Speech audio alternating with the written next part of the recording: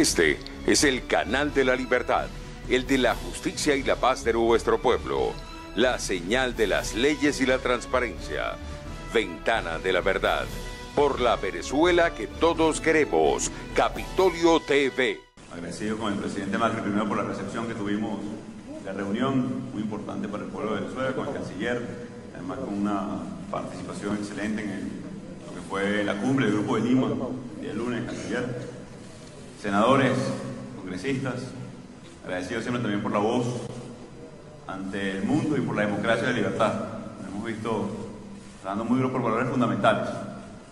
En la prensa, una gira muy importante para el pueblo de Venezuela, donde inició con la cumbre humanitaria en Cúcuta hace unos días, con el respaldo de decenas de países. Agradecimiento especial a Colombia, Brasil, por el acopio de la necesaria ayuda humanitaria para el pueblo de Venezuela. Ese día el mundo vio, el 23 de febrero, cómo el supuesto bloqueo de Venezuela no era más que una excusa de un régimen que no quiere y no le preocupa la vida de los venezolanos. Hoy esa crisis humanitaria en Venezuela se agrava.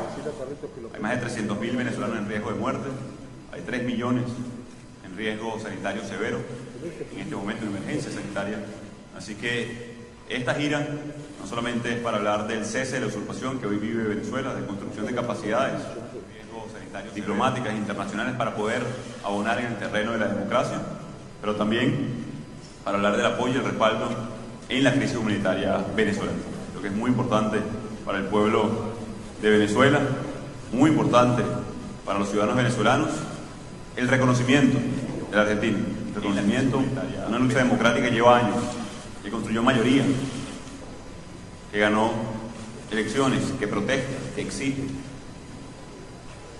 que es mayoría y que insiste en democráticamente, constitucionalmente, creo que es muy importante enmarcar esto en ese elemento, una lucha constitucional, democrática y pacífica que lleva el pueblo de Venezuela, que hoy cuenta con el respaldo de 60 naciones del mundo, el reconocimiento no a Juan Guaidó como presidente encargado de Venezuela, sino a su constitución, a la democracia y a la lucha por recuperar nuestro país. La balanza comercial de nuestros países fue muy rica. Hoy ha decaído a menos del 10%. Y no es producto de ningún bloqueo. Es producto del decaimiento y la corrupción en Venezuela. Hoy inicia también una nueva etapa de relaciones Venezuela-Argentina. Una etapa distinta, canciller. Basada en valores fundamentales, no en intereses de unos pocos. Basada en derechos fundamentales, democracia, libertad, respeto a los derechos humanos. Quiero agradecer profundamente al presidente Mauricio Macri, a Argentina, al pueblo de Argentina, que también ha acogido a muchísimos venezolanos. Han sido también testigos de lo que ha sido la migración venezolana. ONU demostró que siempre termina beneficiando al país receptor la migración, pero también sabemos que en muchos de los casos el primer impacto, el choque, también es difícil de asimilar.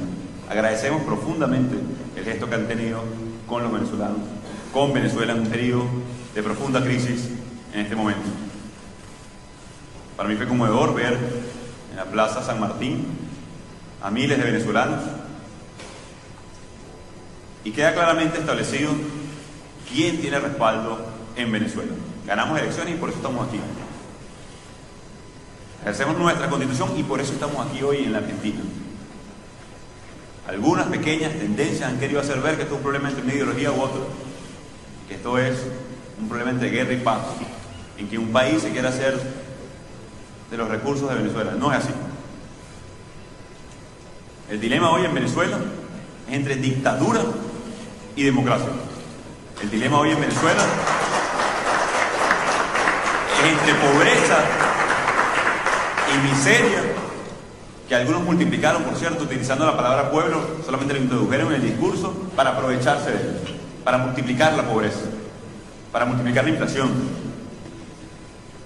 Es entonces entre pobreza y miseria y progreso y prosperidad.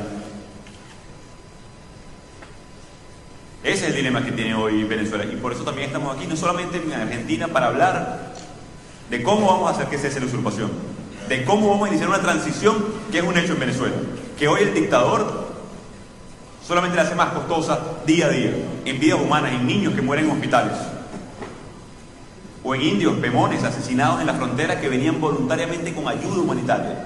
Hoy es Maduro quien hace costosa algo que es inevitable en Venezuela, que se ha construido durante años, mayoría, el ejercicio de la mayoría, pacífico, democrático. Pero también vinimos a hablar del futuro, de un periodo de transición, de un nuevo periodo de relaciones Argentina-Venezuela. Es histórico entonces este encuentro aquí el día de hoy. Queda atrás maletines de dinero, queda atrás lo que destruyó Venezuela, que es la corrupción, y viene entonces una etapa de florecimiento, de sanas relaciones, de hablar de la agroindustria, por ejemplo, muy necesaria en Venezuela en los próximos días, espero, reactivar nuestro aparato productivo, recuperar fuentes de empleo. Así que tenga claro, muy claro, Venezuela sobre todo, que hoy anunciamos el regreso a casa. La única vuelta atrás del proceso que ha iniciado Venezuela es la vuelta a casa de muchos venezolanos, la vuelta a casa de tantos que hoy añoran con nostalgia al canciller, el Ávila, el Mar Caribe, pero que también agradecen profundamente la hospitalidad de un pueblo hermano, que agradecen profundamente la mano tendida no solamente a los venezolanos, sino hablar de democracia cuando nadie o pocos lo hacían. Creo que hay que restiarse, como decimos en Venezuela, poner todo en la cancha, el doble, cuando es sencillamente por principios, por valores, no responde a interés alguno. Así que nuestro agradecimiento, continuamos la gira, pero también el emprendimiento vuelta a casa. Seguramente habrá muchas preguntas con respecto a cuándo vuelvo a Caracas. Que sepa el mundo y los venezolanos, y un mensaje a nuestros hermanos en Caracas que están en resistencia. La buena noticia, senadores, congresistas, canciller, que a pesar del asedio, a pesar de la persecución, a pesar de la tortura incluso a militares, a políticos, a líderes sindicales, porque tratan de hacer ver esto una ideología, pero tienen presos a líderes sindicales. No hay insumos en los hospitales públicos, no hay transporte público en Venezuela, no hay libertades sindicales. Eso solo es retórica. Solo es retórica que no atiende a los venezolanos. A los venezolanos en Argentina y en todo el mundo. Un venezolano es un venezolano de pleno derecho, esté donde esté. Y también estamos aquí para velar por los intereses y los derechos de todos esos venezolanos que están en el mundo, que ya asciende a más de 15% de la población, entre 15 y 17% de la migración de los últimos años, producto de una crisis sin precedentes en nuestra región. Y a esos venezolanos que resistimos, que resisten, nuestro eterno agradecimiento. Volvemos a las calles de Venezuela en los próximos días. Volvemos a ejercer la mayoría que nos otorgó el pueblo de Venezuela. Volvemos a insistir y a resistir. Así que este mensaje a todos los venezolanos: esperen en las próximas horas, en los próximos días, mañana, la gran convocatoria a calles en Venezuela. Se acerca el carnaval, pero en Venezuela no hay agua. Pero en Venezuela no se pueden hacer rosas porque no hay cauchos para los vehículos. Y lo que era una tradición para nosotros lo convertiremos entonces en una gran protesta nacional en los próximos días. Dios bendiga a Argentina. Nuestro eterno agradecimiento al canciller, al presidente Mauricio, con el cual tuvimos una excelente reunión, muy preocupado por la situación de derechos humanos en Venezuela, la crisis humanitaria en nuestro país. Sé que hoy tuvo un día largo además, con un excelente discurso, muy claro, de nuevo sin medias tintas, con lo que pasa en la región, con lo que pasa en Venezuela.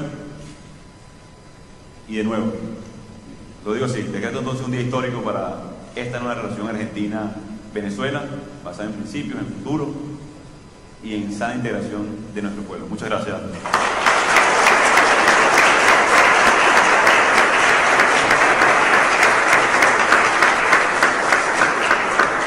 Abrimos el espacio pregunta, por favor. En la primera pregunta, cuando hablen, digan nombre y medio al que pertenecen. Osvaldo Bendaño, Efecto Cocuyo. Presidente, le tengo varias preguntas. La primera, lo han recibido en los países que ya le han demostrado su apoyo, pero queríamos saber qué es lo que le está solicitando a esos países o qué han acordado con esos países. Ya estuvo en Brasil, hoy estuvo acá en Argentina. Entonces queríamos saber, Paraguay. Y en Paraguay también, entonces queríamos saber cuáles son esos acuerdos que ha tenido con los presidentes, que han conversado en esas reuniones. Lo segundo, ayer la OIM, ONU Migraciones, dijo que hay conversaciones informales, y los estoy citando, con respecto al ingreso de ayuda humanitaria a territorio venezolano. Queríamos saber qué información manejan ustedes al respecto, y me atrevo a hacer una tercera pregunta con respecto a lo que usted dijo ahorita de las manifestaciones en la calle. ¿Usted los va a acompañar en la calle en estos días, en estas manifestaciones que van a convocar? Esas son las tres preguntas. Bueno, con respecto a la gira internacional, creo que marca de nuevo, un hito distinto y muy interesante en la región.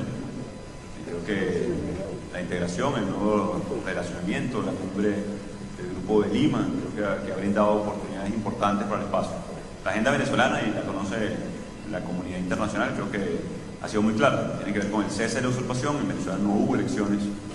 En el 2018 se venció el periodo el 10 de enero del 2019.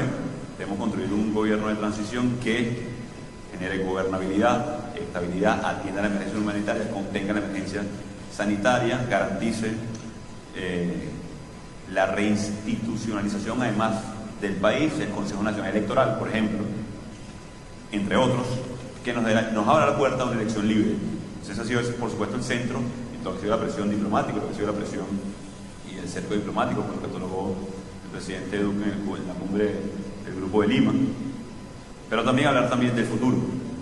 ¿Cuáles son los pasos necesarios? Desde el 5 de enero, y también la comunidad internacional lo sabe, hablamos en Venezuela de la construcción de capacidades para vencer una dictadura, que tenía que ver con la movilización, con la gente, con la unión de todos los partidos políticos, con la aglutinación de los factores no solamente de partidos, sino iglesias, movimientos sociales, también de sindicatos, gremios, estudiantes, jóvenes universitarios, entre otros, de la comunidad internacional y a las Fuerzas Armadas. Han sido 4 elementos muy importantes. También estamos construyendo capacidades en cooperación internacional para avanzar en la presión, para poder tener de una vez no solamente este proceso, sino hablar de futuro.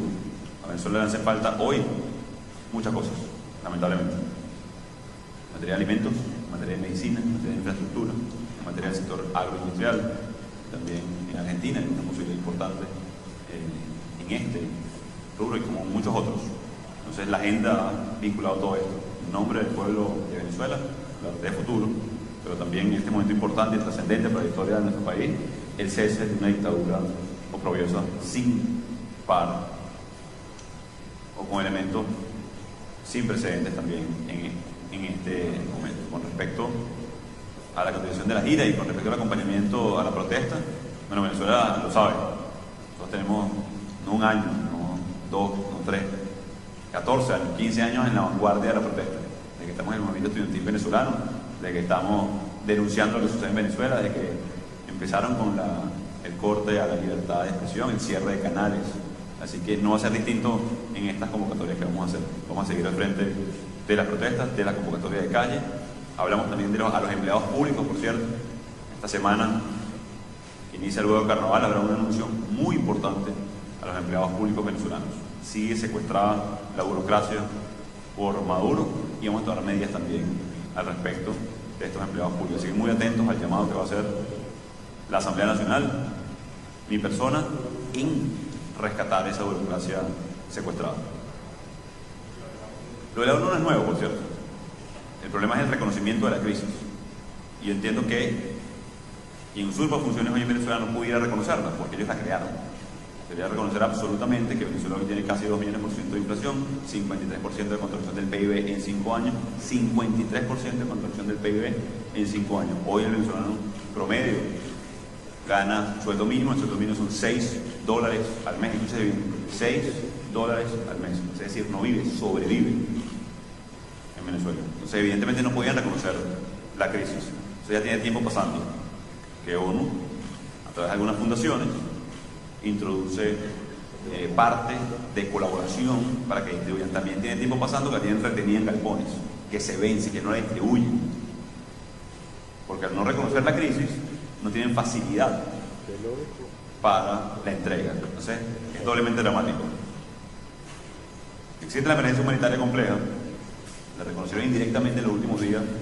Además, dijeron que eso era un caballo de Troya, y lo que era la negativa de un régimen que no quiere que atendamos al pueblo de Venezuela.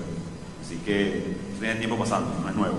Ahora lo verbalizan, producto de la presión que hemos ejercido en el reconocimiento de una crisis sin precedentes, insisto, en la región, que mantiene a 3 millones de personas en riesgo de caer en emergencia compleja, como sucedió en el estado Anzoátegui de Venezuela, el estado de Mariel, donde 8 niños llegaron con diarrea y vómito al hospital, es decir, están deshidratados, se de utilizar suero, solo eso, y esos niños murieron, porque ya venían con un cuadro de desnutrición severo, y no había ni siquiera suero para atenderlos en el hospital, y eso deben ocultarlo, porque es dramático. Niños que no pudieron enamorarse, no soñaron qué iban a hacer cuando sean grandes. Entonces, eso pasa todos los días en Venezuela. Por acción y por omisión, el régimen de Maduro asesina. Gracias.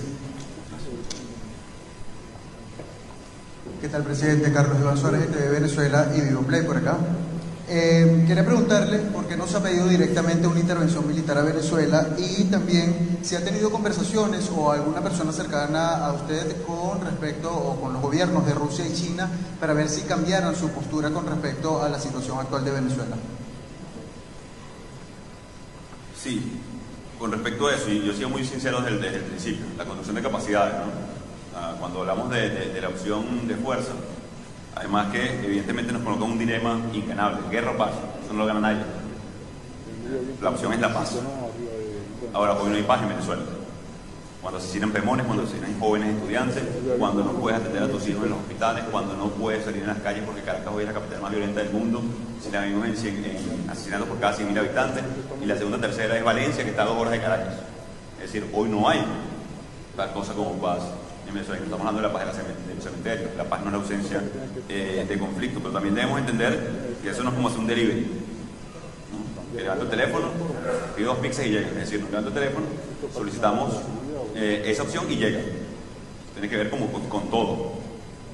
Y además es una opción no deseable cuando cese de usurpación, gobierno de transición, elecciones libres, ¿no? Entonces hay que tener mucha responsabilidad con respecto a eso.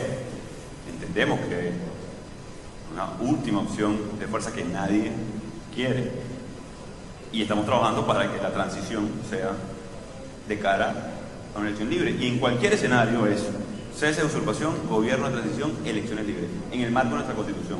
Otro elemento importante de eso es que esto ha sido un proceso profundamente venezolano. El decir que esto es una persona u otra minimiza el sacrificio, el esfuerzo de años en construir mayoría, fundar partidos políticos, miles de presos políticos, exiliados, asilados, el haber ganado el Parlamento, y por eso haber ejercido la Constitución y su artículo 233 y estar aquí hoy como presidente encargado. Entonces, también decir que es la construcción de capacidades para la presión máxima que nos lleve a una transición pacífica y una elección libre. Con respecto a China y Rusia, bueno, se han hecho los esfuerzos, se está trabajando, la verdad sea dicha, ni China ni Rusia dan una línea de crédito nueva a Venezuela hace más de 4 años. Es decir, entiendo el aporte en las multilaterales, los respaldos en diplomacia, pero por los hechos, por la vía de los hechos, ni China ni Rusia han aportado $1 desde 2015 a 2016 a Venezuela. Así que eso es importante, sobre todo para que lo sepan los militares venezolanos, que los engañan, que dicen que no tenemos el respaldo de China y Rusia. No tienen el respaldo. Esos países tienen intereses importantes en Venezuela, y como cualquier país que tiene intereses debe recuperar su inversión. A China le debemos $60.000 millones, cifra absurdas. Y el 92% de esas cifras son en obras paralizadas, además, que no están funcionando. Entonces, naturalmente, tienen preocupación en recuperar su inversión. Lo que deben saber también en esos países es que un nuevo gobierno serio no solamente va a respetar acuerdos legítimamente contraídos, obviamente, por Venezuela, sino va a tener la capacidad de reimpulso económico del país, capacidad de pago. PDVSA, la principal industria petrolera de Venezuela, pasó de 3,5 millones de barriles a hoy casi alrededor de 700,000, 600,000, una tragedia para Venezuela. Así que con respecto a esos países se hacen todos los esfuerzos, como vamos a hacer con todos los países del mundo principalmente, y agradeciendo a los que nos han respaldado, por supuesto, desde el principio, como Estados Unidos, Argentina, Europa en pleno, y trabajando duro de nuevo. Construcción de capacidades. Sí, buenas noches. Del diario Clarín, Natalia Nievieski. ¿Cómo le va? Quería saber si le pidió algo específicamente al presidente Macri, por ejemplo, que no reconozca más a los diplomáticos del régimen de Maduro que están en Buenos Aires. Y por otro lado, si bien usted en los últimos no da fechas de vuelta a Venezuela, ¿qué plan tiene si no lo dejan volver a Venezuela? ¿Cuál es su plan? Y en nombre del colega de Bloomberg, que no llegó a anotarse, no hay cupo para sus preguntas, él pregunta, por ejemplo, si tiene en sus planes, en lo inmediato o a mediano plazo, verse con el presidente Donald Trump. De Washington, claro. Sí, bueno, con el presidente Macri hablamos de dos elementos importantes, el tema de la ayuda humanitaria y el tema del futuro cercano, la transición, es decir, mecanismos de cooperación rápido, temprano, en asistencia agroalimentaria, entre otras cosas. Y bueno, por supuesto, los temas diplomáticos de presión, con el canciller hemos estado trabajando desde no solamente el grupo de Lima, sino también hace mucho tiempo. La máxima presión ejercida que mantenga las sanas relaciones entre nuestros países y colabore al desarrollo. Así que el específico del tema de los acreditados se va a tocar en su momento. Aquí está con nosotros nuestra embajadora, que ya ha sido además reconocida por Argentina, y en los próximos días daremos los pasos para ejercer alguna de las funciones, para poder tomar control de los activos oportunamente, como lo hemos hecho en el caso de Citgo, como lo hemos hecho con la protección de los activos de algunos otros elementos. La vuelta a Venezuela va a ser muy pronto. Venezuela hoy vive todavía un secuestro de parte de sus instituciones. Hay una dictadura que persigue el ejercicio de la política en Venezuela, está criminalizado, es perseguido, se paga incluso con la vida. Sino Fernando Albán, por ejemplo, fue asesinado en calabozo del Sevilla. Leopoldo López se mantiene en una casa por cárcel. En el exilio, decenas de diputados, incluso Juan Requesens, parlamentarios. Así que estamos conscientes del riesgo que hay en la vuelta, y ellos lo hacen para exacerbarlo además. Me amenaza que nosotros funcione, el número 2 del partido del régimen, pero nada de eso va a detener que bueno, tendrán la decisión. Ellos todavía secuestran parte de las armas. Y digo parte, ¿por qué? Porque ya hay 600 militares que ante el llamado de amnistía y garantías hechas se ponen del lado de la Constitución. Y hay muchos otros. No tiene esa instrucción todavía. Sí. Y con respecto a la próxima agenda, mañana estaremos en Ecuador. Eso es lo que tenemos todavía en agenda. Ya valoremos la próxima gira internacional. A pesar de que tenemos algunos países también de la región tratando de coordinar las próximas horas para ver si podemos aprovechar la visita. Buenas noches, presidente. Alejandro Lorenzo de Telam, ¿cómo está? Quería preguntarle cuál es el rol en general de las embajadas en este momento del proceso político venezolano, de las embajadas extranjeras y sobre todo de las embajadas latinoamericanas, y cuál es el rol de la relación bilateral con la Argentina o de la Argentina en la transición y en el posterior proceso de reconstrucción de la economía venezolana. Sí, gracias. El rol de las embajadas por los momentos, en este momento de transición venezolana, un momento además muy atípico. O sea, estamos en un proceso de búsqueda de transición mientras se usurpan funciones del Ejecutivo en Venezuela, se secuestra parte de los activos, se ejerce de manera terrible a través de grupos armados, como colectivos, como paramilitares urbanos, con los cuales trataron de contener el ingreso de ayuda humanitaria en Venezuela, con los cuales masacraron pemones indígenas venezolanos en Santa Elena de Guairén, o lo hicieron también en 2017 en manifestaciones. Entonces, hoy el rol principal de nuestras embajadas es hacer, uno, establecer ya relación diplomática directa con el Ejecutivo. Dos, poder hacer, en el caso, por ejemplo, la más intensa ha sido parte de Europa, parte de Estados Unidos, el arqueo de los activos potenciales de la nación para su protección. Ha sido un elemento inicialmente polémico, hoy ya casi nadie habla de eso. Es decir, nosotros solicitamos la protección de los activos venezolanos en el exterior para que no sigan robándose el dinero de Venezuela y, en el mejor de los casos, no invertir en ese dinero en financiar bandas armadas, en financiar más represión o armas para atacar al pueblo de Venezuela. Así que es una de las labores principales en el corto plazo. Y, por supuesto, prepararnos para la transición. Está conectada con su última pregunta. Hoy Venezuela debe garantizar en el corto plazo, una vez inicie la transición, es decir, día cero, inicia el proceso de transición, cesa la usurpación. ¿Cómo garantizamos, por ejemplo, la cadena de suministros en materia de alimentos? Y luego podemos darlo por rubro, luego medicamentos, luego incluso energía, y escúchese bien esto, gasolina. Hoy Venezuela está importando gasolina. El país de las reservas petroleras más grandes del mundo hoy está importando gasolina. Entonces imagínense el drama para nosotros ese elemento. La energía eléctrica está a punto de colapsar también. O sea, hay unos elementos importantes y Argentina va a tener mucho que ver con esos elementos que mencioné, y no podemos esperar a que pase eso para prepararnos. Responsablemente debemos nosotros prepararnos para ese periodo de transición, y eso también es parte de lo que están haciendo en este momento nuestros embajadores. Última pregunta, por favor. Gracias. Buenas noches, presidente Guaidó. Román Lechman de Infobae. Tengo dos preguntas. La primera sería así: tanto en Cúcuta, por ejemplo, Elliot Abrams y usted mismo, como en Bogotá, en la cumbre del Grupo Lima, el vicepresidente Mike Pence y la propia declaración del Grupo Lima, se planteó una amnistía para lograr que se quiebre el frente militar que aún respalda a Maduro. La pregunta en este caso sería: ¿por qué aún no se rompió ese frente militar si hay una oferta por parte del presidente de transición, en el caso usted, y una oferta puntual de Estados Unidos en el caso de Abrams y de Mike Pence? Esa es la primera pregunta. Y la segunda, teniendo en cuenta la influencia que tiene Rusia y China, más Cuba en Venezuela, la influencia la acabamos de ver en las últimas 48 horas, tanto Rusia como China bloquearon con sus vetos en el Consejo de Seguridad una declaración a favor de la libertad de Venezuela. Si en este contexto usted no piensa que, además de recorrer a los países que lo están apoyando, no debería abrir una línea de negociación tanto con Moscú como con Beijing como con La Habana para buscar la posibilidad de que, en definitiva, esos tres países que aún están apoyando a Maduro empiecen a apoyar la transición democrática en sus países? Gracias. Sí, mira, han sido años de destrucción del aparato productivo venezolano.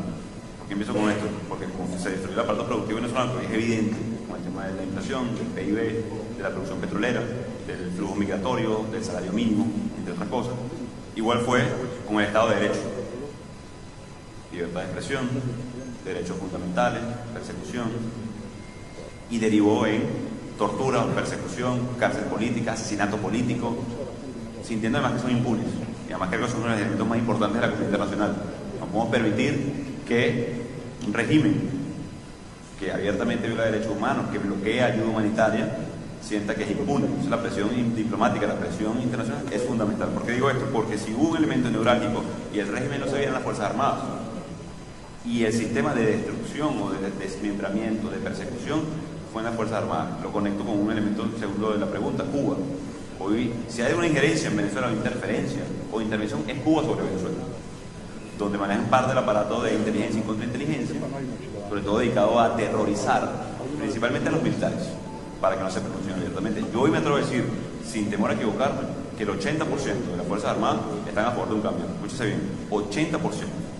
Ahora, 160 militares oficiales de alto rango, jefes de batallones, blindados incluso, están presos desde el 2018, primeros en su promoción, con mucha sentencia en la tropa. Algunos están presos sencillamente porque comandaban tropas que tenía potencial de... A lo mejor no están ni siquiera en contra.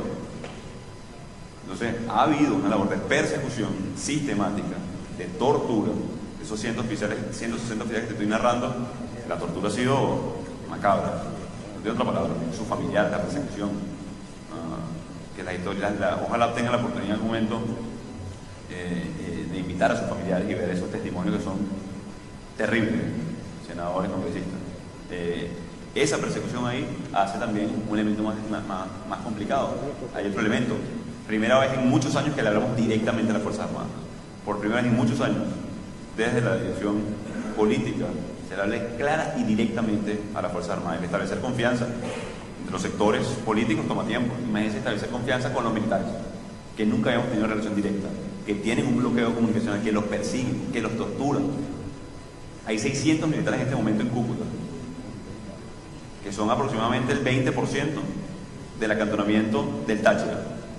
O sea, cuando dice, bueno, es una cifra poca, no es poca, 20% de los que estaban acantonados en Táchira.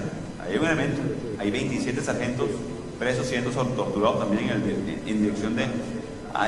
están comprometidos. Es importante la pregunta, pero por ejemplo, el alto mando, decía, bueno, imagínese un general que maneja PDVSA, ¿cómo lo convenzo? Y uno que maneja luego Sidor, por ejemplo, que era, por cierto, expropiada a una empresa argentina, por cierto. El deterioro. Entonces, hemos ofrecido amnistía, garantía, un rol en la reconstrucción, pero estamos en ese proceso. Hay que seguir presionando, hay que seguir buscando los métodos de conversión y comunicación. Y yo hago esta reflexión. Imagínense por un segundo a un Maduro sin armas. Bueno, no lo imagináramos porque no estuviera. Porque ya estuviéramos abiertas las puertas de la transición. Él es el que hace costosa, insisto, hoy la transición a Venezuela, no la oposición, que ha demostrado su talante democrático, su talante pacífico, su talante de resistencia, que a pesar de la presión, de los presos políticos, de la persecución, aquí estamos. Y con respecto a la influencia ya te comenté con respecto a Cuba, principalmente tiene que ver en esa área, y con China y Rusia, yo lo decía hace poco, hay una influencia en este momento en el mundo diplomático. En la última votación que hubo en la ONU fue 9-3, 9 es más que 3, los amantes del fútbol lo saben, se gana un partido de 9-3, se gana. Pero bueno, está también el tema del veto, es decir, hay mayoría en el mundo que está muy clara de lo que es la situación venezolana, de lo que es la posibilidad y la necesidad de democracia para la región, que es un riesgo para la región. Hablo, por ejemplo, del ELN, la penetración que tiene sobre Venezuela. Está extrayendo oro del sur, lo lleva a Colombia, compra armas con eso. Vimos el atentado que hubo recientemente en Bogotá. Ese miembro autor material del ELN estuvo en Venezuela durante mucho tiempo, amparado por un régimen que ampara terroristas. Sí, ya está abierto, ya, por supuesto, pero de nuevo no es un elemento sencillo, es generar confianza, establecer relaciones. Toma tiempo, son tiempos distintos a los del pueblo de Venezuela, muy distintos, de hambre, de necesidad, de emergencia humanitaria. Así que nuestra labor debe ser, independientemente, poder avanzar para construir de nuevo las capacidades, para enfrentar una dictadura que no tiene ya medias tintas, que ya no aguanta retórica, sino que debemos nosotros tomar acción al interno, internacionalmente, hablar de las Fuerzas Armadas y evaluar todas las opciones para ejercer y construir la democracia en Venezuela. Gracias. Este es el canal de la libertad, el de la justicia y la paz de nuestro pueblo, la señal de las leyes y la transparencia, Ventana de la Verdad, por la Venezuela que todos queremos, Capitolio TV.